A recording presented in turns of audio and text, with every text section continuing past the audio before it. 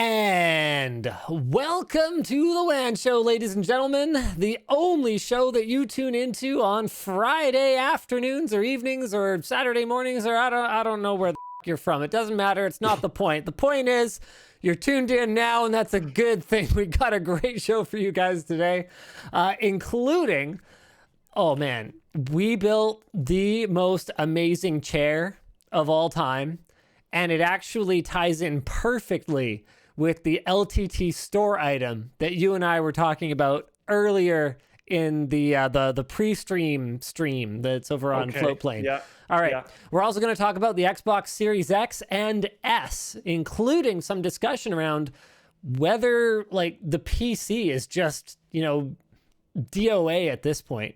Because Luke, I think there's an argument to be made. We're gonna have to have that discussion, a real frank discussion right about now. It's gonna be interesting. Yep. What else we got? WD labels 7200 RPM drives as 5400 RPM class. That's. It's the kind of thing you wouldn't imagine getting in a lot of trouble over, and yet they did. We'll discuss that later. Also, AMD news: RDNA 2 and Zen 3 dates. Hey, so we can speculate again. See, what is up with this? The one freaking show with all the tech news of this year, okay? Like the biggest tech news of the year, and I'm on a campsite with no internet even. I can't even call into the show. You know how bad I wanted to call into the show? Well, I couldn't call into the show and talk about the Ampere announcement. Yeah, I was so hyped up to battle about that. And you want to hear the worst part, Luke? You know how earlier on the pre-stream, I was like, it's okay, Luke, because we can just discuss those things this week, right? We can just pretend it never happened last week. I lied, dude. I lied. I let you down because I've seen the numbers now, so I can't say anything. Oh! I can't break my NDA. So you can say whatever you want, and I'm going to have to sit here poker face and pretend I have no idea what you're talking about. Can we agree about something? We can discuss this part because it's not about the numbers. Sure. You mean the part where we roll the intro first? Yeah, let's do that. All right, just a second. Yeah. All right. You know what? Let's just start. Who cares? I'll just mute the intro. Whatever. Who cares anyway? All right, let's get this party started. Okay, go ahead. Okay, so it sounds great. Sounds fantastic. Speeds and feeds sound real cool. They do. It was given to Digital Foundry, and they showed some really cool stuff with it. In NVIDIA's words, that's not a lot of players in the space. Yeah, that's literally reserving judgment. 0. Well, one. Okay, Digital Foundry counts. NVIDIA does not. Count. Yeah. I mean, I love NVIDIA, but Luke, you've dealt with NVIDIA a lot over the years. How would you characterize NVIDIA's representations of their new graphics technology? On a scale of where one is like they basically hate themselves and everything they make, and 10 is incredibly optimistic, very optimistic. 10, definitely. Our graphics cards walk on water, and they come with a free leather jacket. And could you live with yourself if you lived any more of your life without RT? I don't know exactly what it was, but yeah, I just, do you think people should reserve judgment for, at the very least, more reviewers getting their hands on it? Okay, so again, I already have my hands on it, so I can't tip anything. Luke, I can't even tell you. You know how this is. You're not even in the organization anymore. I can't tell you. What I can tell you, though, is, this is so funny. Okay, I don't normally read Superchats right away, but Robert Mail says, not sure why people are so hyped for AMD 6000 series graphics. I have an AMD 7000 series in my basement if anyone wants it. Hey, got him. Love it. Reusing product numbers. That's how you get in trouble. We should get our 8800 GTXs out. Okay, those have got to be crazy. So I'm gonna fall back on this. I'm gonna fall back on the same advice that I give to anyone ever, and that is that you should never pre-order. So you should always wait for independent evaluation of anything you're buying, whether it's a game or even a movie. Like there's movies that I guess I know I'm going to go see without a review anyway. But that's just me being a dumb, blind fanboy. And I got to understand that. I got to just accept that. So if you're trying to not be a dumb, blind fanboy, then you should wait for independent analysis, especially because something like a graphics card is so, I'm not going to say easy because it does take expertise in order to evaluate it properly. But it's so objectively evaluatable, right? Like an album or a movie is so subjective. Whereas a graphics card, I mean, either it has lots of FPS and is cheap, or it like doesn't have many FPS and is expensive. Like there's no way to. Yeah. I mean, okay. I mean, I guess back in the day when this is kind of funny. Actually, I forgot about this. Back when ATI, when they existed, and NVIDIA used to play a lot more games with render quality in their drivers. There was some argument to be made around, one of them is actually rendering the game at a higher fidelity, even if the FPS is lower. But these days, I think it's been quite a while since anyone's been caught making those kinds of optimizations. Nowadays, if they're, upscaling the image, that's not a bug, that's a feature. To be clear, upscaling is specific. Downscaling would be... I'm not knocking DLSS. I'm not knocking DLSS. I do consider that to be legitimately a feature. It is actually pretty cool. I'm just having a little fun. I'm just having a little bit of fun at NVIDIA's expense here. So that's what I'll say. I'll say you should always wait for independent review. What are you expecting? Because you legitimately don't know anything. So you can say, no. Sorry, that came across wrong. You legitimately don't. Rude. You don't have any inside knowledge on the RTX 3080. I think I'm expecting a lot. I think I'm expecting a lot because, and this was where, like a little bit more specifically what I wanted to talk to you about. But I think I'm expecting a lot because the last launch was pretty lackluster. So you're on the every other GPU launch is bad kind of bandwagon here right now. I don't know if that's necessarily been true. Just the other one was really bad, so the pendulum must swing the other way. 2000 series was just kind of butt. Well, NVIDIA hears you. NVIDIA hears you loud and clear. I mean, they made it very clear during the presentation that they were speaking directly to 1000 series owners. Please upgrade. Please. Wait, okay, and that's the other side of my thing. Is like the like, oh, my 1080, my 2080 Ti is garbage now. Okay, if you could afford a 2080 Ti, maybe you genuinely think that way, and the amount of money for the new card doesn't matter, and it's fine. But like a lot of people with 2000 series cards, even though I think that whole lineup was kind of butt, like you almost certainly don't need to upgrade. Yeah, I mean, that's something that I actually... It's so funny because I come from a time like back when I was making enthusiast PC hardware purchases. This happened all the time. Yeah. Like I look at that, like it's people have almost been sort of they've fallen into this false sense of security where if they buy a computer, it's like still fast for 3 years. That's bad. That's not good. That's not what we want. You didn't win. Yeah, we want them to get faster so that when it's time to upgrade, you get a significant upgrade. You're not upgrading from a 2600K to a 7700K and like, hey, here's my 18 more FPS. Thank you, Intel. Like that's not what we're after, right? As enthusiasts. So I look at all the outrage over the 2000 series and I go, look, guys, you gotta have a perspective check here. And I get it.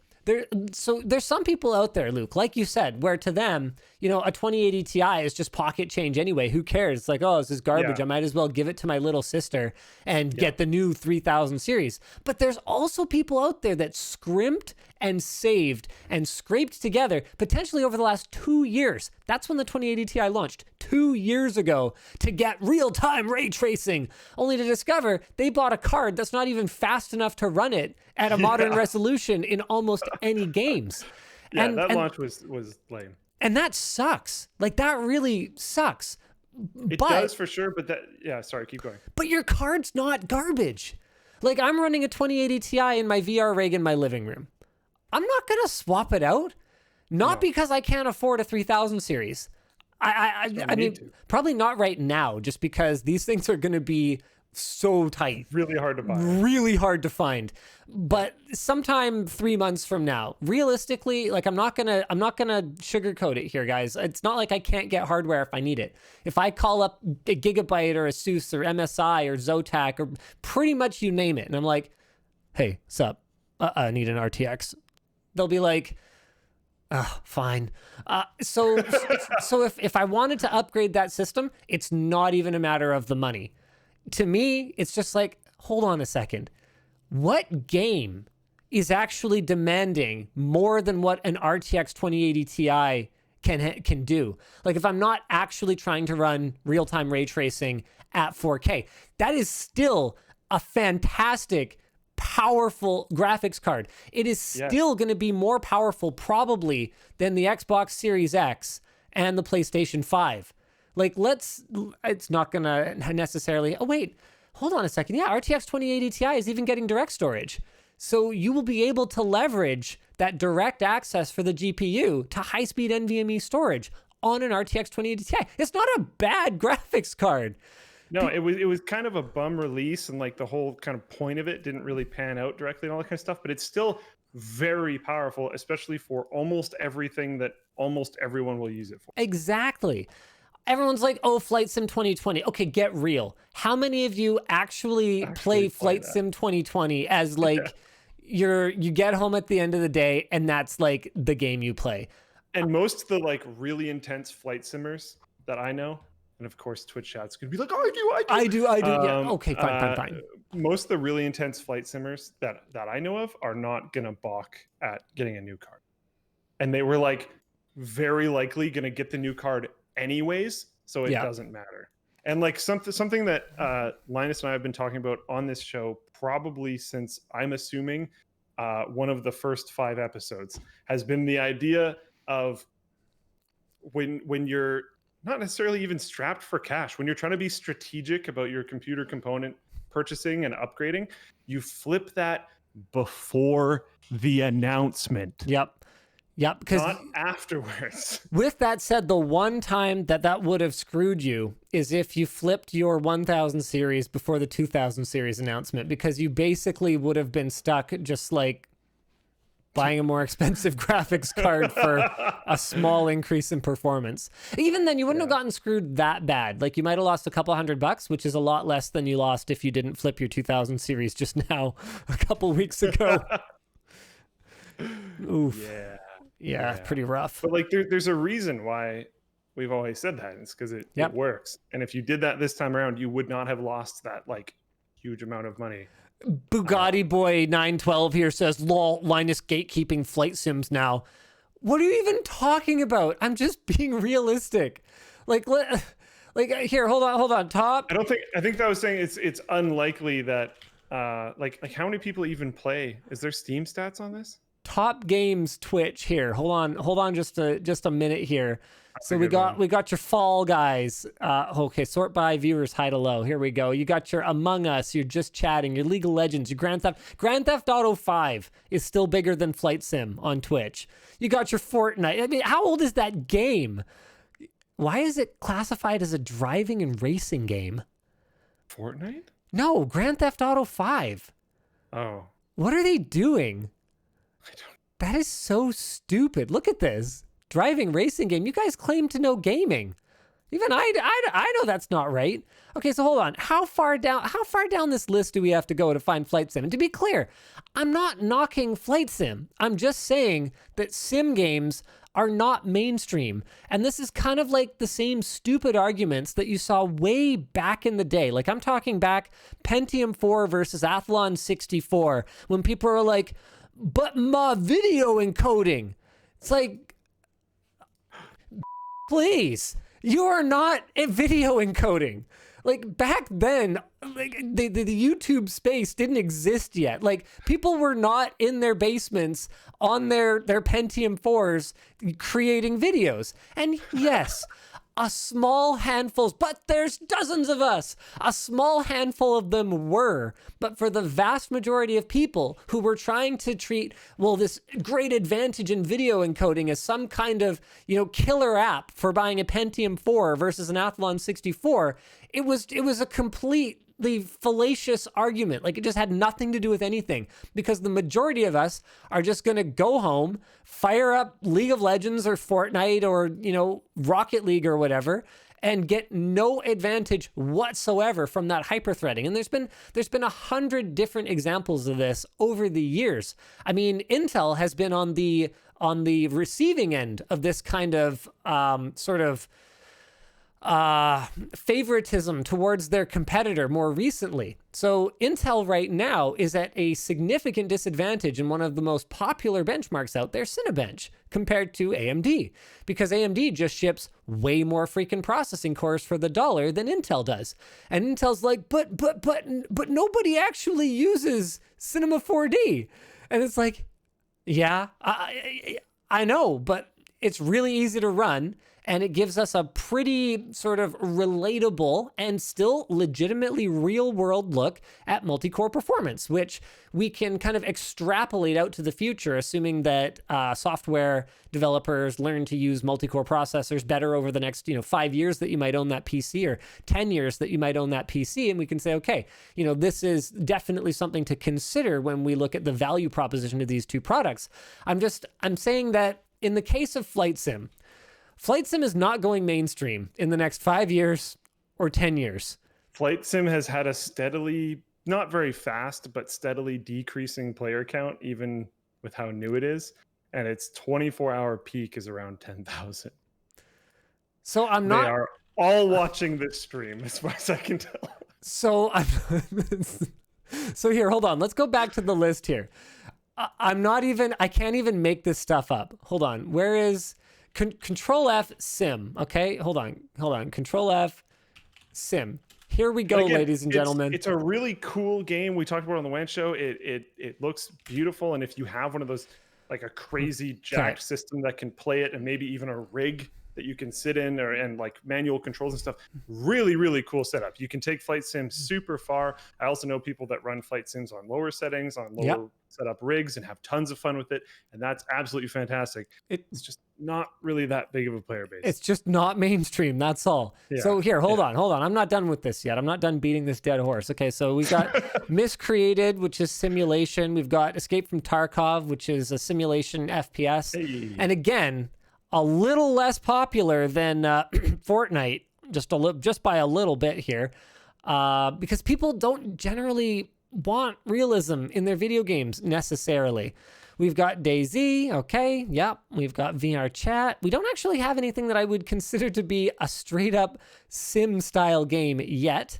7 Days to Die. What's next? World of Warships. Oh, come on. I mean, it's pretty, okay, it's pretty simmy combat, I guess. Streamer Life Simulator. Streamer Life Simulator is literally more popular than Flight Sim 2020. Although, okay, that's a bit of like, what's that kind of bias called? It's not confirmation bias, but like sampling bias. Like we're sampling people who are viewing on Twitch TV. So, and that could also have like one particular, I don't know, I haven't clicked on the category, but a lot of times on Twitch, if you find like a smaller section that's oddly inflated for a moment, it could be one bigger streamer just happened to play that game or do that thing for that amount of time. All right, let's move on. Really let's move on though. Next up is The Sims 4. A game from, could you mind fact checking this for me, Luke? What year is Sims 4 from, please? Hold on, I'm just going to work my way through the rest of the list here. We've got Space Engineers, whatever that is. Eco, whatever that is. Animal Crossing, New Horizons. Wow, that's really fallen off a cliff, hey? Does nobody care about Animal Crossing anymore? I don't hear many people talk about it. Wow, all right. And it's more popular than Flight Sim 2020. We've got Euro Truck Simulator 2. Also ahead of Flight Sim 2020. And finally, with 1.6 thousand viewers, Flight Simulator 2020. Wait, holy crap, that's not even 2020. Shut up. Is this the old one? No, it might just be Microsoft Flight Simulator. No, this looks too good. No, this has to actually be the new one. Is called just Microsoft. That's the I can barely see it in the corner. That's the cover art. That's the box. Okay, okay. I'm just making sure. Oof. So Sims 4 was released in 2014. In 2014. All right. I won't all dive right. into it too far, but Sims, the Sims fan base must be some of the most like abused fans of like any game. They're actually cool games. There, I said it. No, but what I would never play them because they're for girls. But no, I'm trying to be offensive. I'm literally trying to offend everyone right now. That is not my actual opinion. They're cool games. I played, I think, Sims 1 a bunch and actually had a lot of fun with it. But like the time between releases is huge. Yeah. The massive price that you have to pay for the extremely large amount of DLCs and expansions. All the DLCs is wild. Like just I don't know. Like especially financially. I mean, it's from EA, so who's surprised? But especially financially, like ouch, it would kind of suck to be a Sims gamer. Yeah, it's a little rough. Definitely abused. On the subject of being abused, let's see. Nope, forget it. I give up. Let's do something else. Let's do something else entirely. Xbox? Let's. Oh wait. Oh no, I've got. Okay, you know what? No, let's talk about the lttstore.com. Oh wait, no, I lied. Okay. Here's what we're gonna do. We're gonna talk about the chair video. Okay, so there's no notes in the doc or anything, but I think you actually might have been the one who pitched this concept like years ago. Was it you? Watercooled gamer.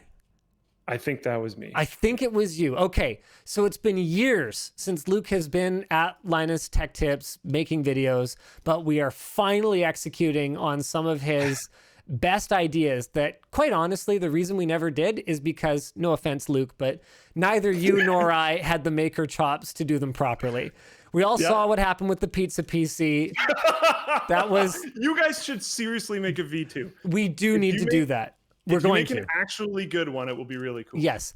Yours was just astonishingly bad. It was technically worked. It was a total misunderstanding. It was a pass. You completely misunderstood my pitch. I was like, look, I want it to keep the pizza warm. And then I watched this video and you've got cold pizza and you're trying to heat it. And I'm like, oh my God, nobody would do that. But it made it warm though. No, so but that means that it would keep it warm. Yeah, but nobody would do that. That's why they didn't get it. They didn't get it, Luke. They didn't get it. They didn't understand the genius. They didn't, yeah, well, because you didn't understand my genius. You made my genius look stupid. Anyway, the point is, you and I didn't have the maker chops to execute some of these ideas, and that's fine. It's okay. We can hire that. So we did, and Colin was hard at work on Watercooled Gamer finally. Guys, do not miss this video because, man, I can't stop gushing about it on camera during the video. And I was talking to Colin after, and I was like, yeah, can I get this in my office? And he's like, yeah, I'm like really warm because I was like shooting just now and I was like kind of running around and I just ran up the stairs and like, I'm going to sit in my chair and I'm going to start immediately sweating. And I put it in my office. Anyway, I talked to him later. I'm like, it's so amazing. It's life-changing. And he's like, I thought you were just kind of hamming it up for the camera. Well, like when we were shooting, I'm like, no, this thing is every bit as good as I said it was on camera. It's so great. So, I actually want one. Okay. No, you do. You've already sold me. You do. I'm not even kidding. You've already sold me. Like, I would pay, compared to like ergonomic chairs. I mean, you and I talked about ergonomic chairs on Discord the other night. Just like, yeah, realistically, ergonomic chairs are as much marketing bullshit as gaming chairs, if we're all being honest. You're gonna spicy some of the audience right now. There's well-made chairs, and then there's like poorly made chairs, and everything else is pretty much marketing. So a bunch of people with their tushes and some air-ons just got quite offended. Yeah, well, I'm sorry. I'm sorry that you're ass, but maybe if you bought a better chair, then it wouldn't. So that's get wrecked. So before I would spend $1,000 or $1,500 on like an ergo chair or whatever the case may be, I would spend like I wouldn't even consider spending that kind of money on a chair. For a cooled one, like the one Colin built, I would seriously consider it. So let me talk you through. It's not like this one. It's got a foam back. So this is an Office Master OM5, which I do actually really like, but is, you know, more, it's a more affordable chair. It's like a few $100s as opposed to like over $1,000. So it's like a foam backed one. And what Colin did was he completely took the upholstery off. He used a laser cutter with a defocused beam. Okay, he intentionally defocused the beam so that it cut a what was it? What is this? I don't know, about a centimeter? 3 millimeter? 3 millimeter, I guess. So whatever, he cuts this channel and he goes over the path multiple times. So what happens is he eats away some of the foam to make these snaky tube channels. Tubing routes? Yeah. But without turning the foam crusty. So he's got this like wide laser cut, and because of the circular shape of the laser, right, it inherently cuts a little bit deeper in the center. So the tubing actually goes in there perfectly. He uses a little bit of foam safe glue to tack it in. And he's like, man, he went so far like beyond the Call of Duty on this. It's got like 4 passes on the one side, 4 passes on the other. He specifically left the spine free because A, it's not going to be making contact if you're sitting properly in your chair anyway. And B, it might not be comfortable to have your spine chilled. And then he did the same thing in the seat. So going back and forth and back and forth and back and forth. There are a few things I think we could do better, and I go through it in the video, but get this. Aside from there being water-cooled tubes embedded in the foam and then put the upholstery back on, it uses thermoelectric cooling. That's pretty cool. Because think about it. Like, we've talked endlessly about how bad tech cooling is, right? Like, yeah. Peltiers don't make a ton of sense for CPUs and graphics cards, because even though they can reach very low temperatures, you know, like -10 degrees looks really great on paper, what they can't handle is really high heat loads typically. And when you do have a very powerful Peltier, it's very inefficient. But a human body is only around 100 to 120 watts. So we ended up just recycling these very affordable, like this is the kind of thing where even if we productized it, you could go build your own for not very much money. So we took these aquarium chillers with 300 watt Peltiers on them. We just completely recycled them. Actually, just one of them. And you sit in it and it's like life-changing. It's life-changing. I wonder if this would probably be a terrible idea, but I wonder if you could sell like kits. I have no idea. It's the kind of thing, man, it'd be tough because without, like, there's definitely some things that would need to be redesigned about a chair that really had this integrated from the ground up. There actually is a chair that exists. I forget what it's called, but it looks, no offense, terrible.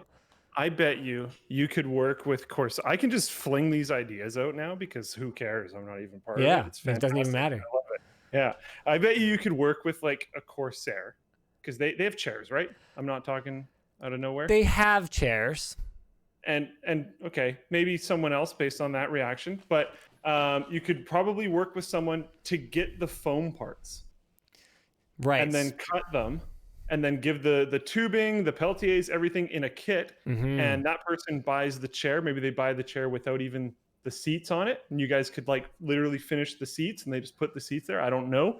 Or they could just like get the foam out of their seat and just insert what you had. Like you could work with a chair manufacturer to get the stuff. Just be like, because like a company like a Corsair, or another company that's tied at least somewhat into computer memes at all, that would blow up. Oh yeah. I think it could be absolutely huge. Like it's honestly, it's one of those things we probably won't have to do anything to get this productized, because as soon as the video publishes, every chair manufacturer and their dog is going to start trying to make a water-cooled chair. They do, because that's super cool. Oscar Chu says, isn't this the same thing as warmers and chillers in high-end cars? No. So high-end cars use the HVAC system that's built into your vehicle, and they actually use refrigerated air. and they blow that through the chair. So same basic idea, but because you don't have a forced air HVAC system like strapped to your butt, it would not be practical to do it that way. A Peltier has the advantage of operating nearly silently. It's just the cooling fan for it. And also being small. So you can actually strap it realistically to a chair, which is something that unless you're Adam Savage, you're probably not going to build into, something that, fits onto your body. Yeah. Someone in chat said, yeah, but you have to have a cable running off your chair. I think that's an extremely small price to pay. And especially with like proper cable management, it's not going to be a problem. How often do you need to move your chair like that much? Especially, yeah, exactly. You're going to scoot back, you're going to scoot in. That's like pretty much it. Yeah, like if you have to play like chair racing, then maybe you should grow up. Or just use a different, cheaper, worse chair. Yeah. Chair racing's fantastic. Get wrecked. Get wrecked. You literally have a video of chair racing. Yeah, I know. By the way, you weren't here last week. One more thing I want to talk about from last week's WAN show was, for sure. Have you heard about the Mario Kart? Yes. You guys got so to do jazzed. a version 2 of that video. I'm so jazzed. Well, no, I just want to play Mario Kart IRL. Like that looks like so much fun. Yeah, but remember we use the RC cars at the skate park? You guys should do the same thing. Oh. You should take them to the skate park. Like for Channel Super, we should totally go back to the same place. I love it. That's what I'm saying. Yeah. I love it. We should totally do that. So we could even have whoever's playing face away so that they have to use like the camera on the car. Be pretty sweet. Speaking of Channel Super Fun, we've actually got a great one coming up. Do you know about this?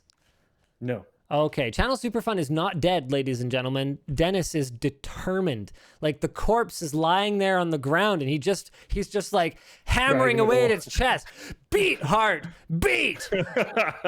He's determined to keep it going. Anyway, I came up with, I think, an idea no one's ever done before, which is really hard when it comes to pranks on the internet. Oh my. We decided to steal the car of one of the people who works at the office and replace it with the exact same model vehicle and then see if they notice. What? Okay, I already put together all of that, I'm pretty sure. I think I know who. Would you notice if we swapped out your car for your car, but like not quite your car? And remember, we have time, okay? So we've got a couple hours with it. So we can literally vacuum up your cracker crumbs and other crap on your carpet and throw it in the new one. Same model year. There's one like detail in my car, which is like the logo on the steering wheel, in the middle of the steering wheel. Yeah. There's like minor damage to the left side of it. Would you notice that?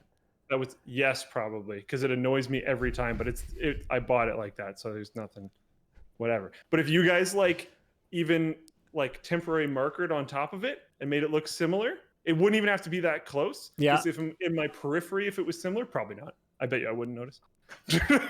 Just being honest. So yeah, it's over on Floatplane already, and it's probably worth a watch.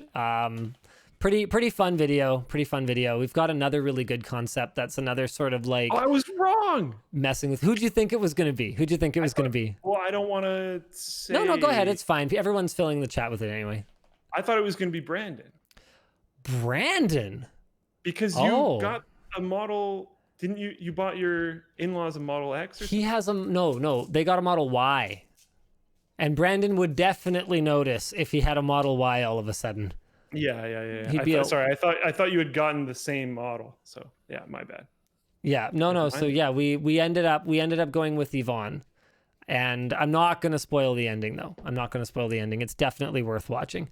Okay. Awesome. All right. So why don't we? Oh, you know what? We should probably talk sponsors real quick here. You can also check out Squarespace. Squarespace gives you the tools you need to build and grow your online presence. They've got tons of templates spanning a large variety of categories. So whether you need a website for your blog or for your wedding or for your business, Squarespace has you covered. In fact, I have my own Squarespace site, linusmediagroup.com. You can go there. It's not great, but hey, the good thing about Squarespace is we made it real quick styles. And it's functional. It actually works, which is more than you can say about like old slapdash websites that don't use Squarespace. So sign up for Squarespace, get a free 14-day trial at squarespace.com/WAN. And you can get 10% off your first purchase, by the way, at our link down below. Finally, the show is brought to you by Streamlabs Prime. Streamlabs Prime is a premium toolkit designed to supply streamers with enhanced resources that increase production value and audience engagement. Access all 40 plus apps in the Streamlabs OBS App Store, and you can choose a custom website domain and unlock a variety of premium website themes. Sweet. You can access hundreds of professionally designed overlay packages to add flair and stand out from the crowd, and get an extra 10 gigs of storage for more alerts, GIFs, merch designs, and more. Pricing starts at $12 a month paid annually, and you can check them out at the link in the video description. All right, what do you want to jump into next?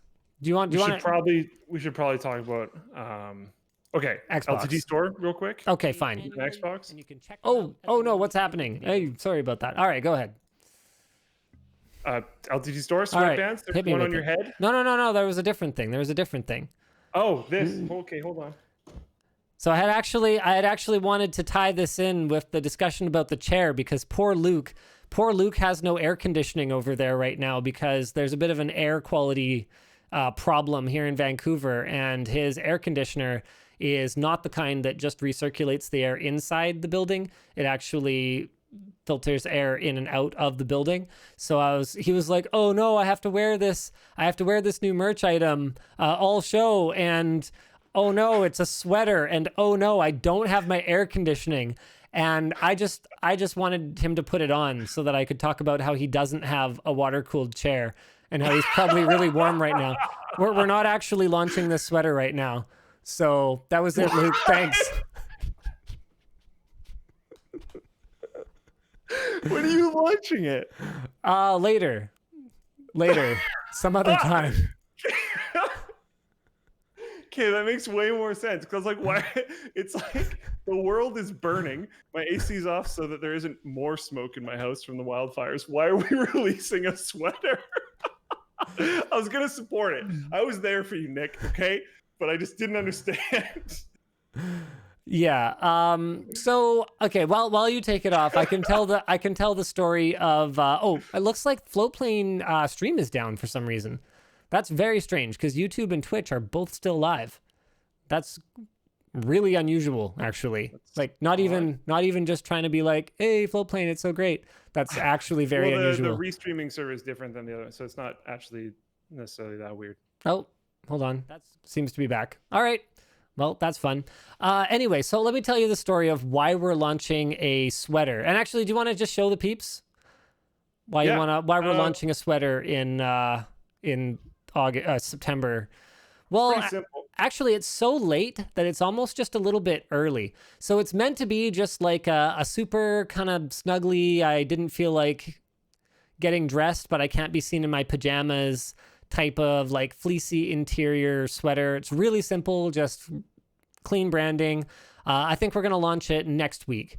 So in the meantime, the only product that we have to pimp to you guys is the wrist warmers here. That's what these are for, right? For warming your wrist? Yes, particularly. Keeping your wrist warm? Yep. You know what? Not even kidding. These made a big difference to my Beat Saber game. Think about it. Okay? You got sweat on your arms. You're whipping your hands, your hands around, your sabers around. Where's the sweat going to go?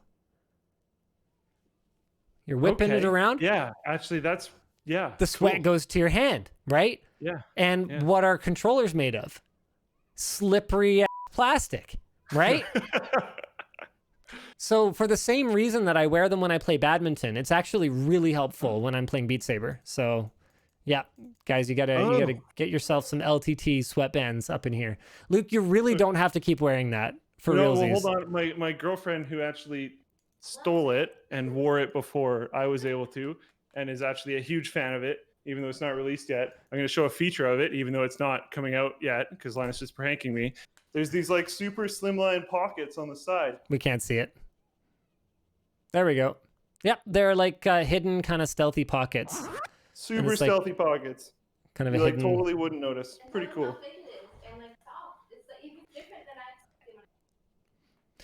You know what's really funny, Luke, is Jake was actually one of the biggest drivers of this product, and the only two people outside of like guys who work at LMG that have worn it and loved it so far are Yvonne and Planty Time over there. That's hilarious. Yeah. It's like obviously a guy cut, but Yvonne wears her. She has a pre-production one. She's had it for like months because we've been working on this forever. She wears it all the time, like other than when it's too hot. Nick dropped these off. So I funny. think it was last week, and Emma stole it. Like Emma Planty Time, whatever. That's fine. She stole it like almost immediately. I was just trying to promote the stream, yo. Heck yeah. Planty Time, Twitch TV. She asked me today if you guys could make merch for her stream.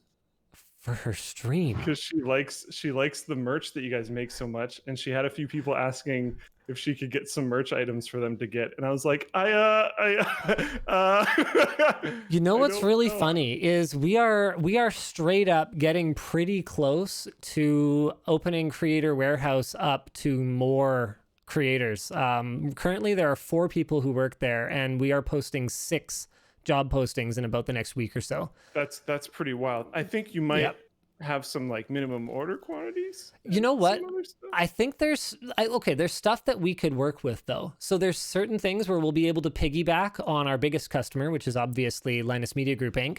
And do alternate designs for other creators and get around minimum order quantities that way. There's also, if they only want to make slight modifications to merch items that, we've already done a lot of the design work on. If they want to just do a very small run, that's something that is possible once we've got more designers on staff.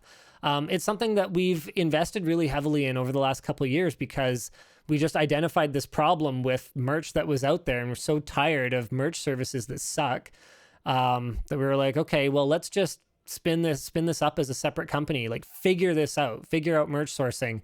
And, maybe if we do a good enough job, other people will actually be interested. It's great. This is great because you being in such a hurry to take it off is actually like the best endorsement I could ask for because it's a really warm sweater.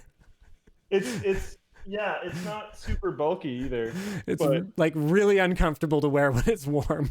It actually like feels thin, but Okay, I have one last LTT store thing, and this is really exciting. Guys, if you bought a CPU pins design, okay, so if you bought one already, it's too late if you didn't buy one, because here's the thing.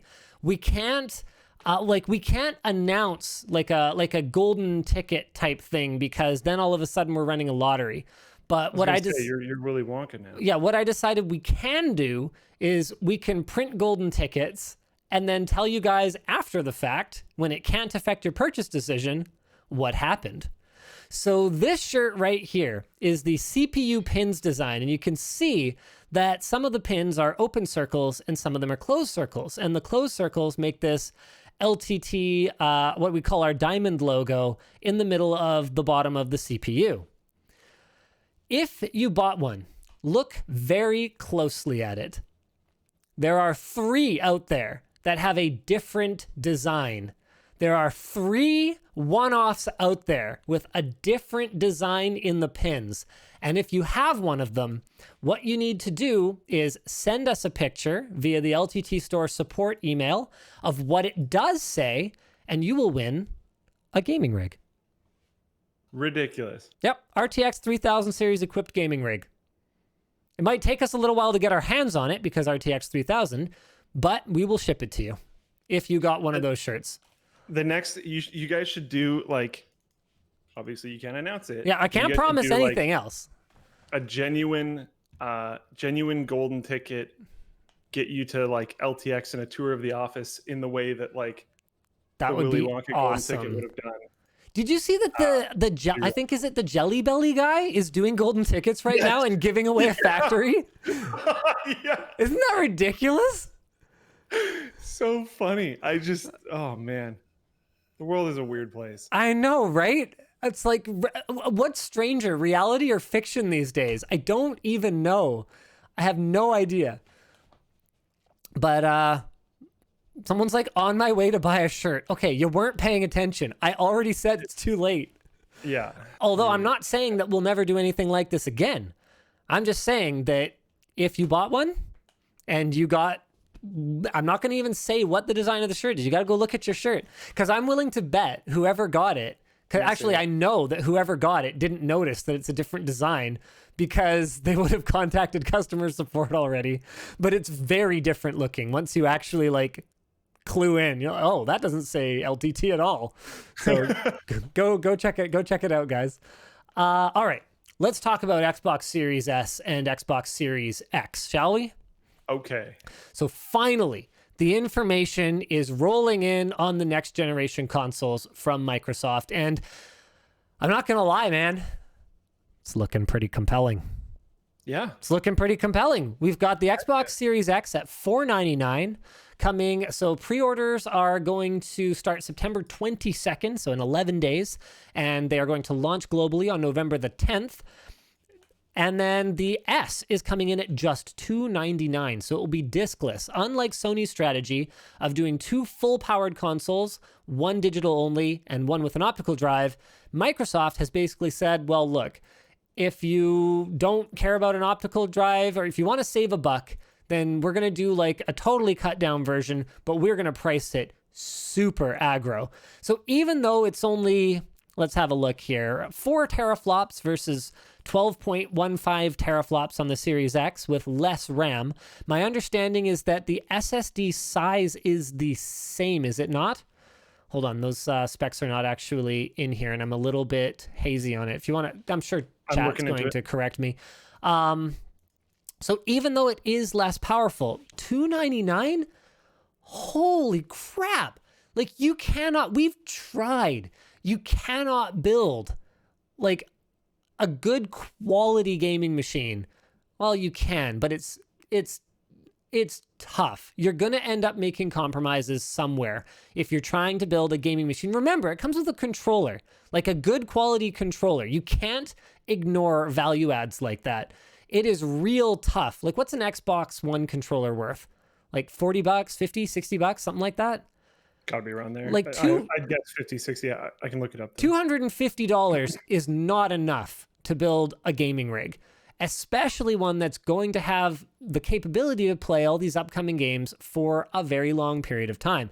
Now, it's not going to run at 4K resolution, obviously, like the Xbox Series X is. And in fact, I've seen some rumblings that developers are a little bit unhappy about the Xbox Series S's low specs and yet this ambitious target of 1440p gaming, because it means that kind of like PC game developers, it's so funny. Consoles are getting so much closer to PCs.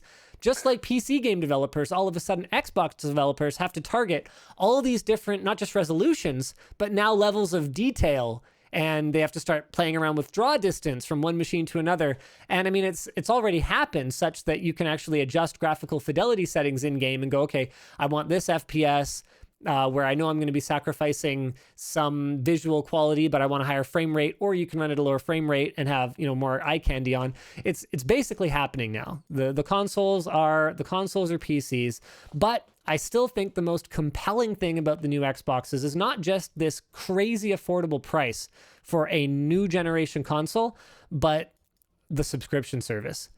Like this is, to me, if I'm Sony, absolutely terrifying.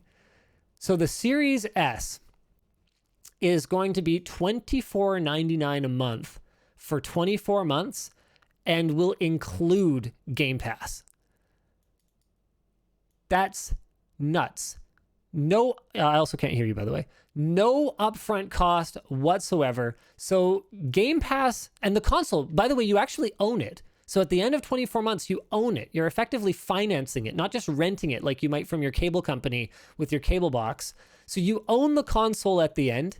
You've got cloud streaming via Project X Cloud, over 100 Xbox games via Game Pass, over 60 EA games via EA Play, so that's a $5 a month value, that's bundled in, first-party Xbox titles on launch day, and it applies to the Xbox One, Xbox Series X and S, and PC. So basically for, $10 more than Games Pass alone, you get a Series S, and for $20 more, you get a Series X. That's wild. Like we've been talking about games as a service for a long time. I personally didn't expect they would just give you the device bundled in on that price. I mean, that's pretty wild. That's the cable TV model, except that Microsoft has the benefit of something people actually give about, which is gaming. Instead of like shows full of commercials or whatever, now you can have games full of commercials. People are moving to like Netflix and stuff anyways, which you can do through the console, so who cares? A couple random things that I looked up while you were talking. Yeah. Xbox controllers, they start at $65 US, there you go. and they scale up quite quickly. For even some of the more basic designs, they start moving to $79, $85, etc., all US. In terms of storage, the Xbox Series S has in the expandable storage is the same. The type of SSD is the same. Yeah. The speeds and feeds of the SSDs are the same. But the Xbox Series S, its main storage SSD is 512 gigs, and the X's is 1 terabyte. Right. So thank you for the correction there. So here's a crazy thing. This is absolutely batshit crazy. It actually costs, if you knew you were going to buy Game Pass anyway, it actually costs $60 less to buy it by financing it through Game Pass than it does to buy it outright in the first place and then subscribe to Game Pass for 2 years. How much of a mind blow is that? Microsoft is effectively, I mean, you can see it either way. You can see it as they're effectively like giving away games or they're giving away consoles. I mean, they're not. They're discounting, realistically. And it's brilliant because they're actually getting you on the hook for effectively what works out to about 5 AAA launch titles. So 5 $60 games right at launch, which if you look at previous console attach rates are not necessarily that high. I mean, I don't know what it was like when you were a kid, but like for my Super Nintendo, I only owned, aside from Super Mario World, which came with my console, I only owned 3 games. We used to rent a lot. Oh, we used to rent a lot. And so you look at it and you go, oh snap. Well, they're basically taking that purchase revenue that I spent on Final Fantasy 3, aka 6, sorry, Final Fantasy 3 in North America, Pilot Wings, and Super Mario All-Stars. So there's my $180. And then probably the other couple $100 that I spent on rentals. And instead of it going to Blockbuster, Microsoft just gets to take all of it. So they're subsidizing the console way more effectively. They could sell these things at an even deeper loss, depending on what their licensing agreements are like. But I mean, they're also the publisher for a lot of these games. So like, they hold all the cards. They're vertically integrated. I don't know, man. The PlayStation 5 was looking pretty compelling, but this looks pretty compelling too, unless you already own a PC, in which case you could just get Game Pass and then you don't need an Xbox anyway. And like the Game Pass, as much as I resist those types of things, I'm always the like physical copy guy. But the Xbox Game Pass is pretty solid. Yeah, there's a lot of really compelling stuff in there. Really good stuff on it, and like, like genuinely very compelling prices. What was that stupid Android console? Yeah, this is no like Ouya, like, oh, it comes with games. This is like real games that you were actually like gonna buy. Yeah, exactly. Yeah. It's crazy. I don't know this list of like launch titles. I don't think these are included necessarily. Gears Tactics, yeah. Yeah, I mean that's a Microsoft published game. So Yakuza Like a Dragon, Destiny 2 Beyond Light, I don't know. But these are launch titles for the console anyway. So Destiny 2, Assassin's Creed Valhalla. Are you going to 100% Valhalla or do you just not care anymore? Are you over it? Assassin's Creed games are the last 2 have actually been very good. And if I'm just so worried about Assassin's Creed games these days because who knows? The whole time it's either been like just one of the worst games of the year or one of the best ones, and there just seems to be no real way to know before it comes out. So just I'm not even I will not pre-order it. I'm probably not going to get it on day one. To see what the like quick reviews are, and then I'll decide. All right, so let's get, with everything that we know now, can we get a verdict, Luke? Next gen console. If you have, let's say you have like $600 to spend. So that's a Series S with Game Pass for 2 years, or that's a Series X and you're just kind of on your own for games. You're gonna have to save up for games. We don't know how much PlayStation 5 costs, but it'll probably be less than that, and you'll be able to afford an exclusive or two. What do you buy? I think it's actually not that simple. I think I can't properly answer that question because the subscription model of acquiring the console that way, and it being 24 months. That's a long commitment. That is a long commitment. Most relationships last less than 24 months. You know, let's get real here. Yeah, especially, I mean, if you're in high school, they might last less than a week. Less than 24 hours. but like, it might not be that simple. Like, if I'm remembering my like purchasing decisions that I made around games and kind of stuff when I was a lot younger, let's say high school time. Yeah. Like this Series S at $25 a month. Damn. Looks pretty good, doesn't it? I could get that together. I could mow lawns. I could do whatever. I could get my $25. I'd have to give it to like my mom, whatever, and then she would handle the money. Credit card or whatever. Yeah, but like I could do that. I might even push, knowing myself, and go for the X at 35, knowing that I'm going to have great games for 2 years.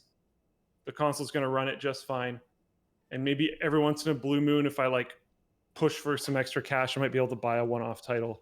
But that's like, I think the subscription approach is, for a lot of people, just the digestibility of it is so fantastic. Don't forget about PlayStation Now too, though. So PlayStation Now does exist. Come with a console? Yeah, well, that's the difference. What we don't know, though, is if Sony's going to counter with some kind of PlayStation Now bundle, because whether they had intended to or not, now it's kind of looking like they might not have a choice. So I had to, when I was growing up, I got an Xbox 360. And I had to get the core. Is there any details on this? Man, I can't remember. I think it had less hard drive or this something. Thing sucked. And it was so annoying because you like needed so much more stuff to like make it actually good. Right. And I got that because that's kind of like what I could afford at the time. Really wanted to get an Xbox. I think this is so long ago, my details are super fuzzy. I'm sure my brother was with me in on this. I'm sure my dad probably is like the only reason why we got it in the end, etc. But like there was something going on. I don't even. Yeah. Okay. Can I pitch this? So Sony's still going to have the exclusives. Like that's a very come with a hard drive. That's right. It had no hard drive. So okay, hold on a second. So Sony has their exclusives. Microsoft has this like unbelievable value. But can I actually just hit you with something totally crazy? I think what could tip me to Microsoft here, if I was shopping for a console. Notice that I didn't give you the option of an RTX 3070 or whatever in there. that we're not acknowledging that right now. Okay. What could tip me to Microsoft is look how consumer friendly they're being this time around. They've already partnered up with Seagate for an external, for an expansion 1 terabyte SSD that'll cost a couple $100. That's a lot of money, but it's not like totally unreasonable. Like we used to experience with, memory cards for, PlayStation 1, PlayStation 2, that kind of thing. And controller compatibility. Microsoft has absolutely taken a just gargantuan step forward in consumer friendliness with their controller compatibility carrying forward. Now, it's funny because as the words left my mouth, I realized that there is actually one other company that did carry forward controller compatibility, and it was Nintendo of all people with the Wii. So early Wii's, you could actually use GameCube controllers on. I guess Nintendo wasn't concerned because they knew they didn't have a ton of killer apps, and they wanted like GameCube backwards compatibility to be like a selling point of the console. I don't know what was going. I mean, I can hardly ever figure out what's in Nintendo's like really head. cool Wii games were motion based, and it wasn't going to work for that anyway. Yeah, so it wasn't going to cannibalize sales of accessories for the console. But Microsoft seems to have basically said, okay, look, we're not going to gouge you on the accessories. If you already own, $500, $600 worth of Xbox Elite controllers, go ahead, keep using them. Meanwhile, Sony's like, oh no, we have very special features. You simply cannot enjoy the games with the old controller. I don't know what accent that is. Russian to German. Don't worry about it. It doesn't matter. As long as it's not Japanese, I can't get in trouble. So I feel like this is them just being like, we really don't want to lose this time. Because I think you could probably say they lost the last generation. You can probably say that. You could probably say that. So I feel like they're trying to come out swinging this time. 100%. They got murdered. They did on their release last time. That's more like it. You could probably say they lost. But I don't even just mean in the end. Like with their announcements, they got murdered. Oh yeah, how much Sony was just clowning on them. They not only didn't sell as many consoles, they looked like they had no idea what gamers wanted. They looked clueless. They looked out of touch. And Sony made sure that they looked that way. 100%. Which is exactly what they're supposed to do. I'm not like, it's whatever. But this All's time, fair and love and war. This seems Craft. very aggressive and very calculated. Yeah, 100%. I mean, they're leveraging the strengths they have, which is Azure and the cloud, and this gaming over in the network and content delivery over the network, and just the fact that they are just generally like, what are they, like 7 times the market cap? Like people, I think, forget sometimes that Microsoft versus Sony is not all that dissimilar to like Intel versus AMD at some points in their history. Like even when AMD is doing well, like Intel is a much, much larger company. And in the same way, Microsoft is an enormous company compared to Sony. Yeah. What is Nick sending me here? I have no idea what he's sending me. Oh.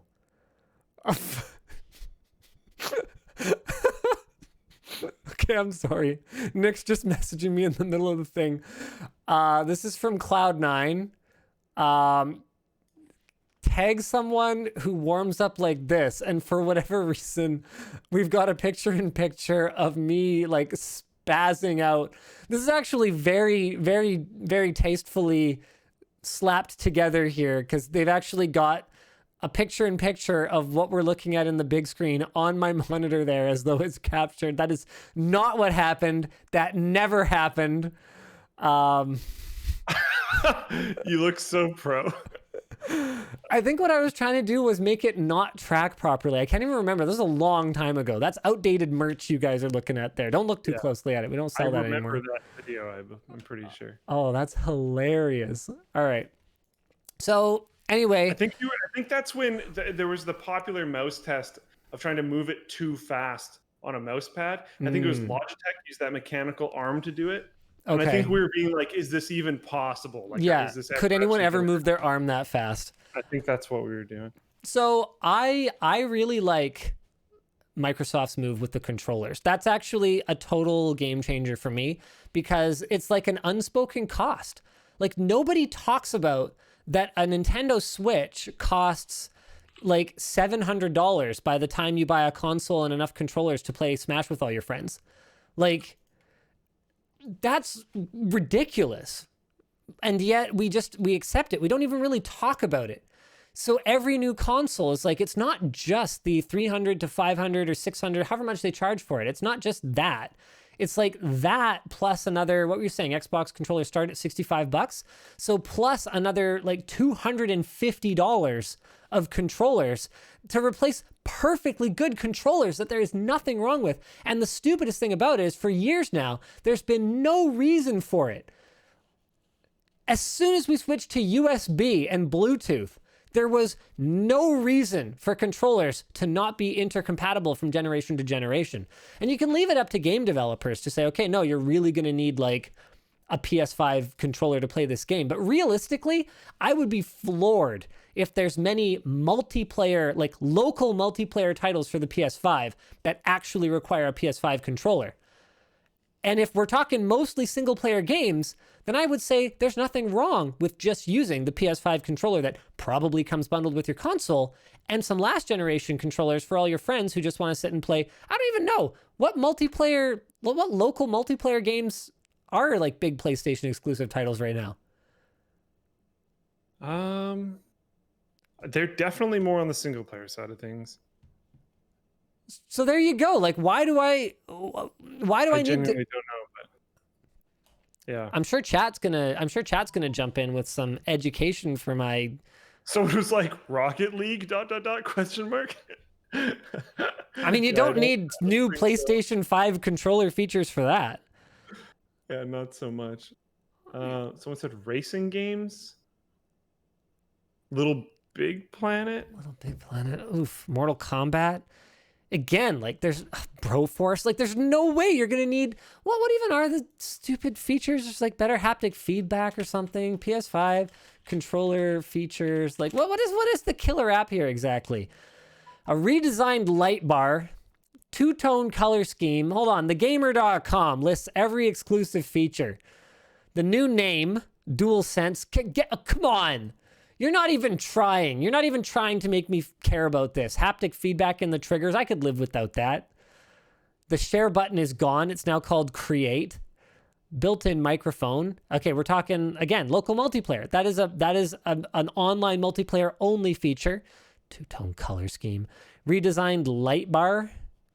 USB-C charging? No, there has to be something else. Isn't there something else? I thought like the triggers are also like more granular or something to go along with the haptic feedback. I don't know. The point is, I think it's anti-consumer, and for that reason, assuming that there wasn't some exclusive I absolutely had to play, I would rather support Microsoft just for giving two shits about not just their consumers, but also the environment. Why do we keep making plastic controllers when we've all had perfectly good controllers for 10 years? There. That's my piece on it. Yeah. So we don't know the price yet of the PlayStation 5. But if you had to call it, are you going for this generation, if you had to call it now, would you go Xbox? It's hard to say. I think there's a short-term winner and I think there's a long-term winner. I think in the short term, Sony wins because I think their consoles are going to end up more expensive, which I think is going to be good for their revenue right now. And I think that more people are going to be attracted to the PlayStation 5 because its launch title lineup looks a lot better. Like what does the Series X and the Series S for that? What do they have? Like nothing. And if I was going to spend $300, $500 or $300 on an Xbox, there's a compelling argument to be made for me just spending that money on a graphics card and playing on Windows with Game Pass. So that's tough. Like if I wanted to cover all my bases, I don't go and buy an X because there's certain things you're going to enjoy on PC and not on Xbox. But yeah. I'm not going to go buy an Xbox and a PC. I'm going to go buy a PlayStation and a PC. Well, like if I can only, if it's like you've got three options, pick two. Yeah, but PlayStation has officially pushed forward. Like they put Horizon Zero Dawn on PC. That's true. The exclusives and that seemed to work pretty well. And they said publicly that they are like, I don't remember the exact wording, so I'm shooting out of nowhere from here, but I think there's something along the lines of they're excited to do that more in the future. Yes, that is true. But right now, so that's why I said there's a short-term winner and a long-term winner. So I think Sony is the short-term winner because there's more compelling reasons to buy a PlayStation than an Xbox Series. What are we going to call them now? This is so annoying. Xbox Series?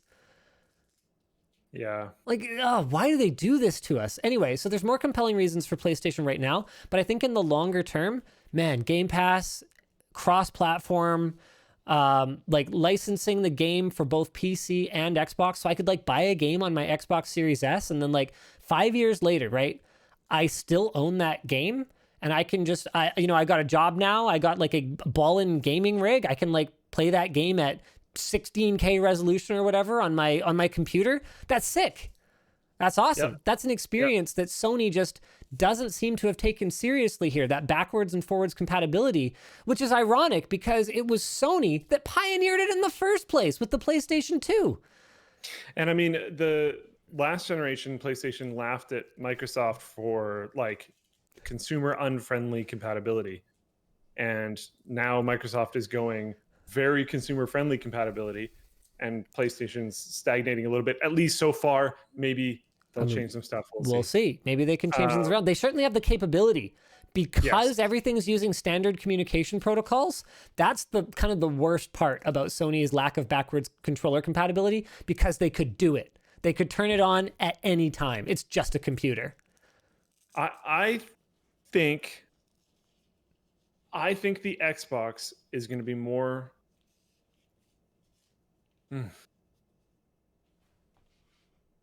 I think this subscription model of getting the console is going to be very important. Oh yeah. I think the current generation of people rising up are being very desensitized to subscription models. Yeah, I was going to say conditioned, but that's a good word too. Sure. I think they both work. Yeah.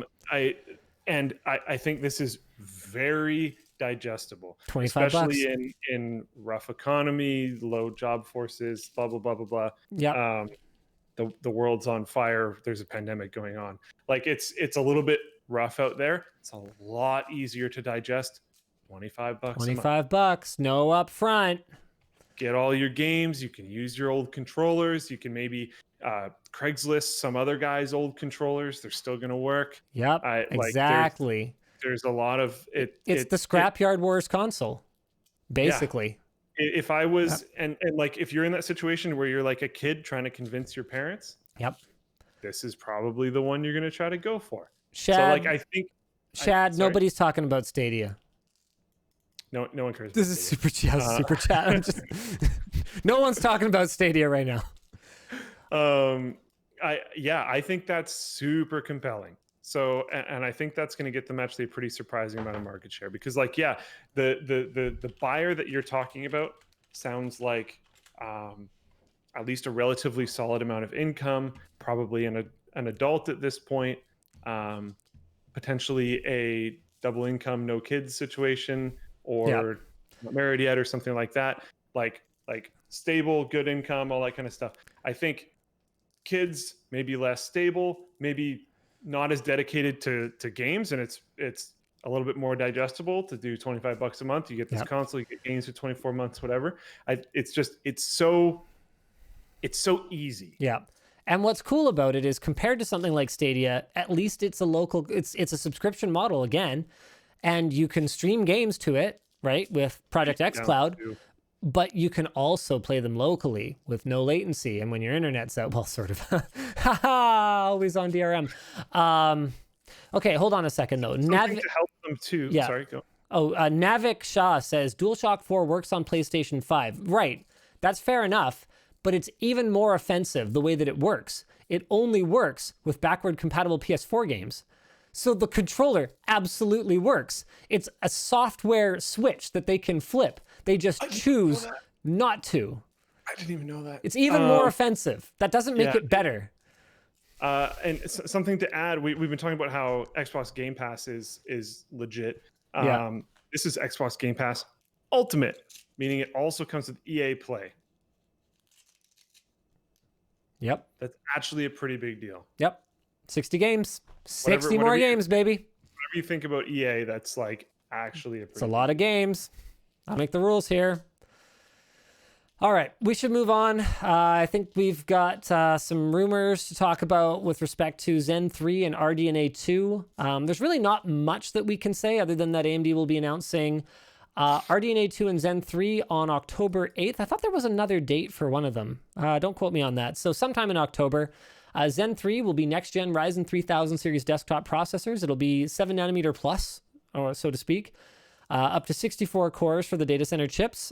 We don't know how many cores there'll be for desktop, but AMD has stated publicly that they don't see a saturation point for cores, so we could see more than 16 for all we know. I doubt it.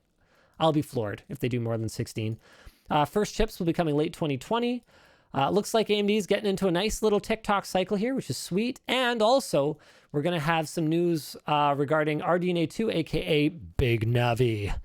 So RTX 3070 has 5,888 CUDA cores, and Big Navi is going to have 5,120 shaders. So what it looks like with AMD touting 50% performance per watt compared to RDNA 1 and ray tracing support is another round of AMD is just plain not competitive in the graphics space in spite of their best efforts. I would love to be wrong.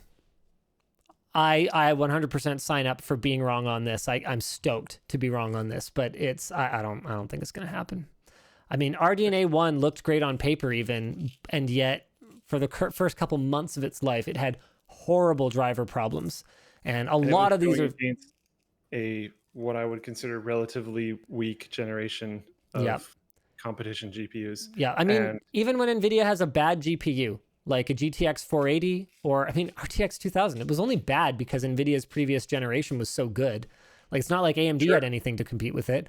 Even when NVIDIA sucks, their driver situation has been better than AMD's for what? A decade? Like... And they know it and they own that super hard. Oh yeah. They're super ready with game ready drivers. Yep. They take it real serious. Yeah. So not letting that go. Yeah, we're hoping for the best here, but not getting too excited here. We can go real briefly over WD labeling 7,200 RPM drives as 5,400 RPM class. Now, can I just throw this at you for a second here?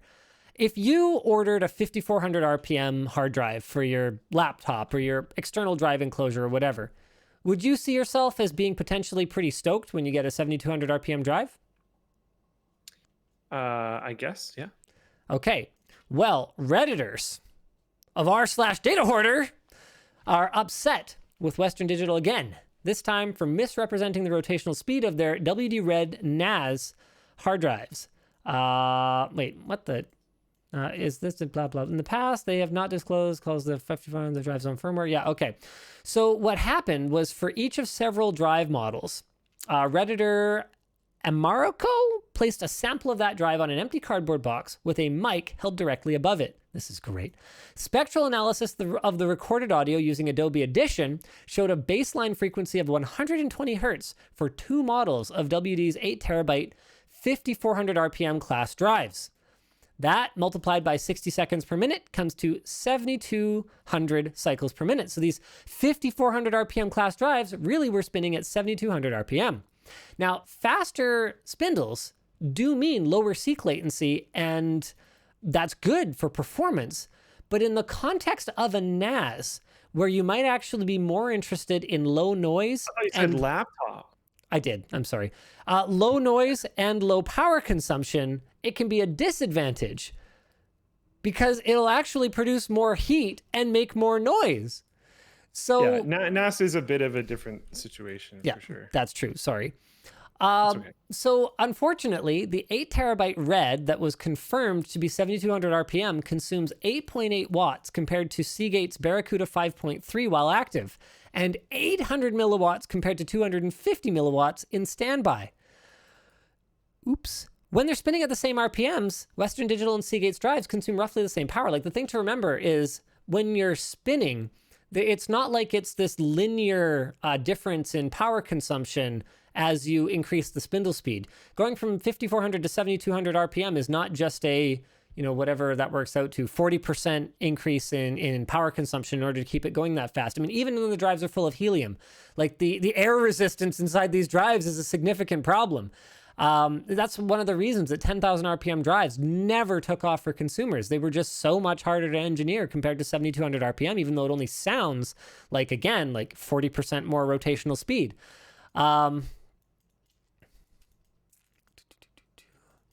So Western Digital's response here was 5,400 RPM class does not actually mean the drive spins at 5,400 RPM. Instead, they have published RPM speed within a class or performance class for years rather than publishing specific spindle speeds. They also said they fine-tuned select hard drive platforms and the related characteristics to create several different variations of such platforms to meet different market or application needs. Blah, blah, blah, et cetera, et cetera, et cetera. So I think there might be a little bit of... I think there might be a little bit of confusion in our notes here because I really thought these were 2.5-inch drives. 2.5. But I don't see any reference to that in the Ars article, which the Ars article on the picture, it says WD10SPZX, WD blue 1 terabyte 2.5 inch. Okay, so I think what people were mostly upset about was these 2.5-inch drives in their laptops affecting battery life. Don't quote me on that. The point is, whatever kinds of drives they were, there can be disadvantages to increasing the spindle speed, and Redditors are mad. There you go. That's the summary. Oh man, there's actually like more pretty interesting news here. Do you want to do the bounty now? We got a bounty, yes, ladies and gentlemen. Yeah, that okay. Has to be done.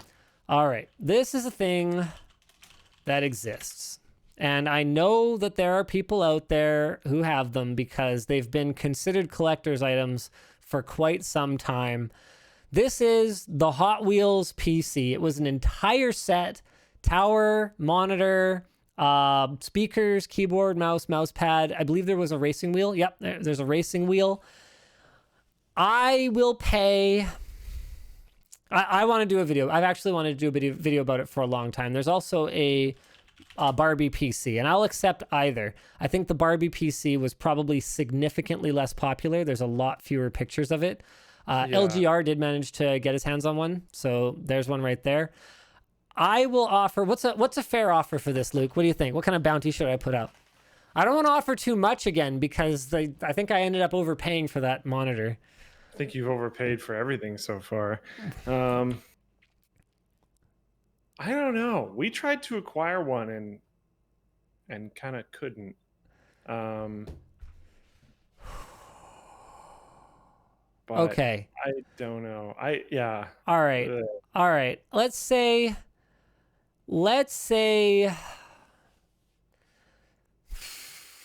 Oh, what's the chat? What's the chat saying? Type one. People are like $1,000, $2,000. I don't think $2,000 more than $1,000 makes any sense. If you have I think $1,000 for a Hot Wheels PC, like you're. If you have a full set, I will give you the little sub speaker things. Yes, I will give you $5,000 for a full set. $5,000. Well, I still think you know what, Luke, the monitor video went, it popped. That video popped. I think I actually made my money back on it. So, you know what? Every once in a while, I don't feel like Yvonne would be stoked on that overall statement. She's not. Yvonne is not. I think I might have made my money back. CFOs are not that into, I think I made my money back, but that's okay. Sometimes we gotta just take one for the team here, and $5,000 if you can get me a full Barbie PC or Hot Wheels PC. We ain't real hard to get in touch with, so just contact the business email. It's not hidden. That's my offer. That's my offer right there. All right, there's one more thing I wanted to talk about here. Apple is finally allowing game streaming on iOS, and it's in the most Apple way possible. They will allow Stadia, Project X Cloud, and GeForce Now on iOS, but only as catalog apps to show what's available. To actually play games, users will have to download that game's specific app. So every game in these streaming libraries must be submitted as an individual app with a product page, user ratings, etc. Oh. What? I know, right? What? Like, what? why? You have to download a separate app to just stream a game? Oh. I hope the apps can talk to each other decently well. I don't even know. The core app has like everything you actually need to download, and the individual download for each game is just like nothing. I've never actually used like a catalog app, so I can't say that I have a ton of experience with it. I can say that is so much. I've never actually used. That is so much kludgier than it absolutely has to be. So much kludgier. Yeah. Oh yeah, and in Epic versus Apple news, sign in with Apple was Apple attempted to remove that from Epic Games accounts. Yeah, that's, you know what's so funny is Apple like pitched their sign in with Apple as like a trusted thing. It's like, well then why are you running around like removing it from services people use because you're butthurt over a court battle with it? Anyway, the removal was delayed. So that happened. Somebody stepped in and was like, whoa, this is not a Like, good idea. why are we punishing users? Why? What are you doing? Like, that's Apple's arrogance on full display. They're so arrogant. Like, it's companies like Apple. And actually, I think I was planning a rant about this in one of my videos that I never ended up actually doing. But companies that don't understand that a customer who didn't buy your product right or the way you want them to is still your customer. Like, if I'm not using AirPods with an iPhone, I still spent $250. I'm still your fucking customer. The fact that there's absolutely no way to update the firmware on AirPods without an iPhone is fucking ridiculous. That is so anti-consumer. And the fact that Apple apologists keep, well, apologizing for this behavior for Apple just blows my mind. It blows my mind. If anybody else did that, it would be completely unacceptable. Imagine if to get an OTA update on your Model Y, you had to own a Model X. Imagine that world. It's absurd. Like, I can't even fathom it. Who else could get away with this? Every time we talk about this kind of stuff, I wish you had watched Pirates of Silicon Valley. And the last time I mentioned on the WAN show, I ended up getting a bunch of tweets of people saying that they watched it and thought. I had one person that specifically said that it was they've watched like all the Steve Jobs movies there are except for that one, and they said once watching it they thought that was the best one that they had seen. So maybe you should watch it one day. All right. I'll watch it. It feels like this type of stuff feels so antithetical to like the idea of that company in that show. You know what I mean? Like the way that Apple is being ran these days is so it feels scared. Does that make sense? I don't know if scared is the right word, because it's like, how can you be scared and arrogant? Like, how can you have so much disdain for your customers? Arrogance can come from fear. How can you have so much disdain that you would tell a paying customer that they didn't spend enough to use their product? Because they're worried that you're going to leave. Oh, okay. They need you to buy more stuff. I think a lot of that. I think a lot of that arrogance comes from fear. Their whole company, to me, has felt very scared for a long time. Interesting. Okay. All right. Okay. All right. And like I get behind that. The company that you see in Pirates of Silicon Valley, they're flying genuine pirate flags. They're having weird, crazy. They have a party on the beach where Steve Jobs like intentionally pits two sides of his company against each other, and not like in like fun beach games.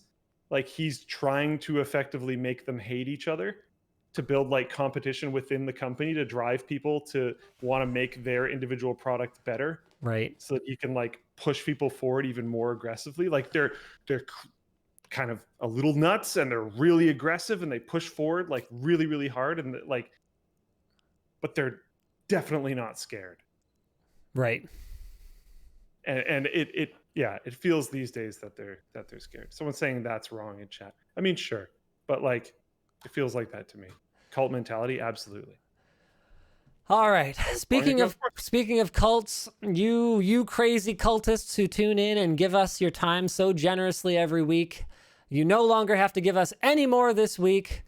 You can wait until next week to give it to us again. Thank you for tuning in. We'll see you again next week. That's it for our show today. Oh, I lied. We have to acknowledge the most extreme of the cultists, the super chat senders. Floatplane Android TV app when? Ooh, probably not anytime super soon.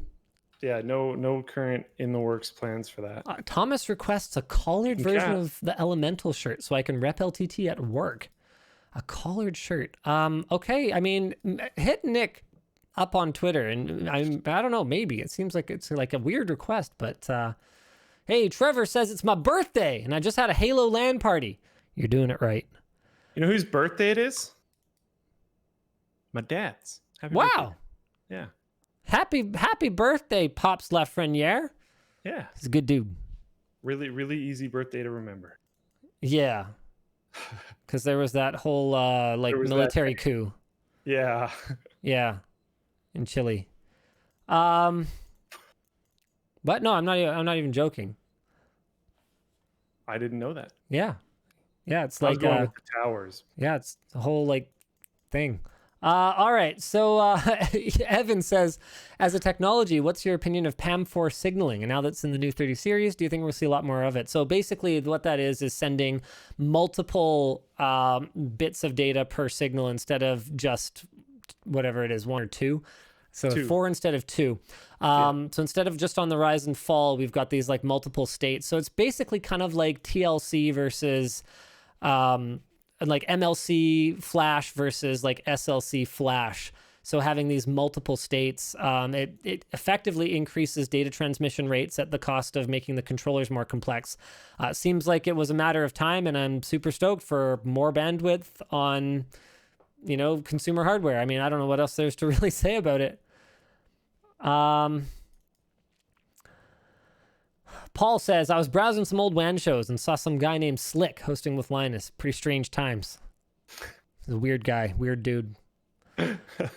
Robert Mail asks, can you let us know what publishers picked up the children's book? I would like to buy it this holiday season for my toddler. Well, it'll definitely be on lttstore.com. We don't need a publisher. We are self-publishing. We're printing this thing. It's happening. It's happening. We've already got like the copy that I held up in the video where I showed it off. That is basically final. It's down to 2 suppliers now, and that was probably the one we're going to go with. That was a finished book. We are publishing it. As for where you can buy it, lttstore.com and maybe Best Buy Canada. I don't know. We'll see. What? We'll see how I don't know, man. I don't know. I know that our people are talking to their people. I don't know if anything's going to come of it, but I think it makes total sense as like a checkout aisle item at like an electronics store. I think it makes total sense. I think Costco should pick it up. Put it right next to the next gen consoles for the younger gamers. I think they're called Indigo now, but I was gonna say I think Chapters should pick it up. Totally. Yeah. Ryan Morash says the new Mario Kart game was made in partnership with a game studio local to me. I know a few people who worked on it. That's pretty cool. It looks really cool. It could be bad. Nintendo generally polishes things pretty well these days, though. So, Jackson says, any chance of a $15 a month option on Floatplane? Right now, I have to have 2 accounts.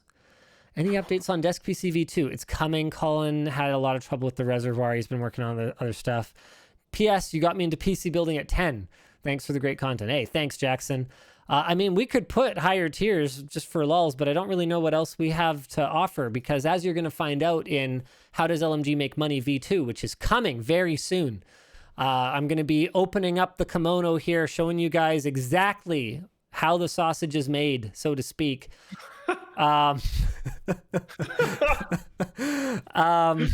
You'll see Floatplane is a significant contributor for us as it is, but one of the biggest reasons that it's so beneficial for us is that the money that Floatplane contributors give us pretty much just goes to running the organization. It doesn't add a lot of additional overhead for us, like something like a Patreon would if we were constantly like, putting hats in boxes to ship to people or like doing posters and stuff. So we don't want to create more tiers where we can't provide more value, and we don't want to become float planers. No offense, Luke. We want to focus. I agree, though. That's like we're doing a bit of a recruitment drive right now, and one of the things that I've been talking to creators about, that I've been trying to pull onto the platform, is that you don't necessarily want to become a float planer, and that's kind of the whole point. Yeah. So yeah, that's not a problem at all. All right. With the okay, Brent accidentally ripping the go back to okay, Alexandra says, my first video of yours I watched was a case unboxing 10 years ago. No idea why I kept watching. Yeah, those videos weren't very good. Any recommendations for 3440 by 1440 under $1,000 Canadian? I mean, you can't go wrong with LG. Can't go wrong with Asus ROG. Can't go wrong with Acer. I mean, the reality of it is everyone's using like at most 2 to 3 panels anyway. So it all just kind of comes down to, you know, whose features and aesthetics you like better and who's on promo. I mean, not entirely. There are some models that are more unique and there are some exclusive features. But like even LG's sub 1 millisecond IPS panels, there's other manufacturers that have integrated them now. So James asks, do you think we'll start to see motherboard redesigns? No. I think motherboards are probably going to stay pretty darn similar to how they are in spite of, you know, the architectural changes. PCI Express Gen 4, we're just going to like plug things into that and they're going to be like faster. It's going to be good. Apparently Xbox Series S is 500 in Australia with an exchange rate of 1 USD to 0.75 Australian dollars. Yeah, it's always like that, you guys. It's because it costs a lot to ship stuff there and you don't have a ton of population. So there's inherent like organizational overhead that has to be paid for somehow and it gets passed along to the consumer. I mean, hey, don't feel too bad about it, right? Like you pay more than an American, but you live in Australia. And on that note, thanks for tuning into the stream. See you again next week. Same bad time, same bad channel. Goodbye. There he is.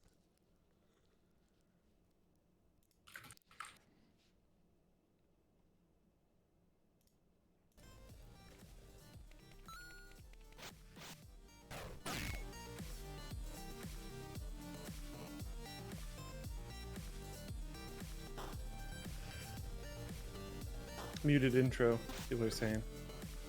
Oh, did I not unmute it? I thought I did. I love this. There's a review of my book by Chathon. If any non-famous person crapped out such a garbage book, it would not be picked up by anyone. If any non-famous... Oh, no, it's basically just the same message again, and then a bunch of crap emojis.